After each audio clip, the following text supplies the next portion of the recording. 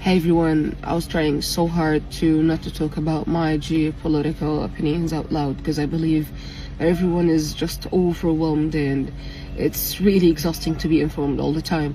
I was saying that I will keep talking about the updates and everything happening in Gaza, Palestine, and for the Palestinian cause in general. But since everything is connected and someone is acting as the police of the world, acting like the savior of the world until now, while they literally committed a genocide. The US committed a genocide and still committing it for 2 years now in Palestine.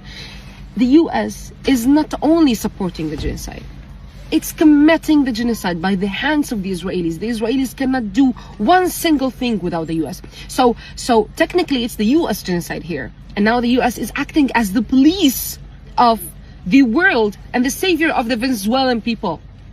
The Venezuelan people has been suffering for decades because of the American sanctions. The same American sanctions that made the Yemenis suffer, the Iraqis suffer, the Iranis suffer, the Syrians suffer.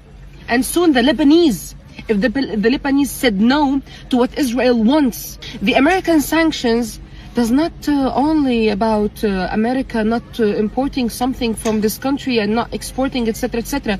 It's economic sanctions on every single move. And because America is again acting as a savior of the world, the other colonial forces in the West are supporting it and imposing these sanctions on these countries again.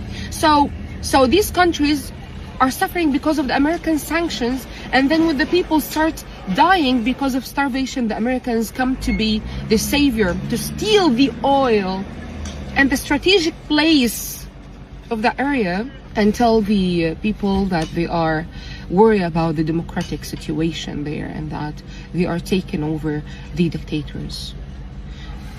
The US has zero right to intervene in any other country.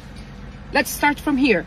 Then the US has zero right to impose these economic sanctions. The US is a corrupt institution.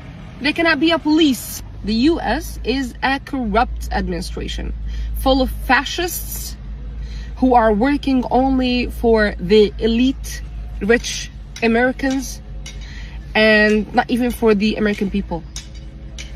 97% of the Venezuelan people are against the American intervention, and this must put a full stop for any other argument